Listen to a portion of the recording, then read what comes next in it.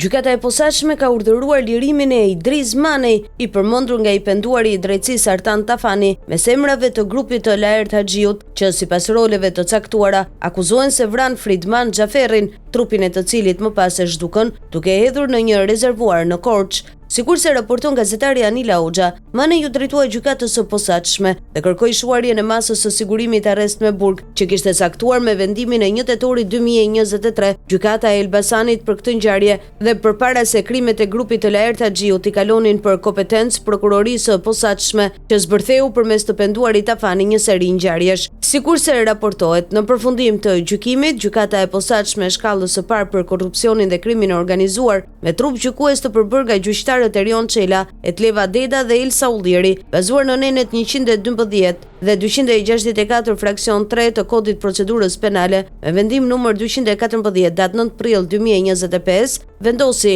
pranimin e kërkesës së kërkuesit të pandeurit Idris Manej, konstatimin e shuarjes së masës së sigurimit arrest me burg, e caktuar ndaj të pandeurit Idris Manej me vendim numër 690 datë 1 tetor 2023 të gjykatës së shkallës së parë të jurisdiksionit të përgjithshëm Elbasan, për shkak se kozgjatja e paraburgimit të vuajtur është më e madhe se gjysma e maksimale së dënimit të parashikuar për veprën penale që procedohet. Gjykata urdhëroi lirimin e menjëhershëm të pandeurit Idris Manej nga masa e sigurimit personal arrest në burg, pasi autoritetet të kryejnë verifikimet dhe vetëm nëse nuk mbahet për ndonjë vendim tjetër masa e sigurimi personal shtrëngues arrest në burg apo vendim dënimi me burgim të formës së prerë, thuhet në vendim. Por i njohuri si gjyqtar rezulton i dënuar edhe për një çështje droge, për cilën po mbahej në burgun e Drenovës, kur Tafani foli ndaj grupit të Laert Haxhiut dhe ekspozoi edhe një nga ndihmësit në krimin e 2021-shit. U takon autoriteteve të burgjeve të vlerësojnë nëse e ka përfunduar apo jo 60 vjeçari dënimin e mëparshëm.